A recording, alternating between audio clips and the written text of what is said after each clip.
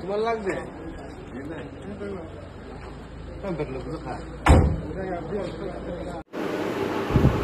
আজকে 23/9/2025 তারিখে সকাল 11টার সময় আমরা ধলাই জেলা এক্সাইজ টিম এবং ডিএআর পুলিশ এর যৌথ অভিযান করার সময় করমছড়ার আন্ডারে উল্টাছড়া গ্রামে যখন আমরা 21 প্রান্তোষ ত্রিপুরার দোকান এবং বাড়িতে রেড করি এবং সেখান থেকে প্রচুর পরিমাণে অবৈধ আসামের তৈরি দেশি এবং বিলেতি মদ উদ্ধার হয়, তখন ওইখানে উপস্থিত প্রান্তোষ ত্রিপুরার স্ত্রী এবং পাড়া প্রতিবেশী ও তাদের আত্মীয়রা আমাদেরকে ঘেরাও করে এবং আমাদের উপর আক্রমণ চালায়। তারা পুলিশের হাত থেকে সমস্ত মদগুলি কেড়ে নেয় এবং আমাদের একজন পুলিশ কনস্টেবল জেনাথন খালাম ওই সময় আহত হয়।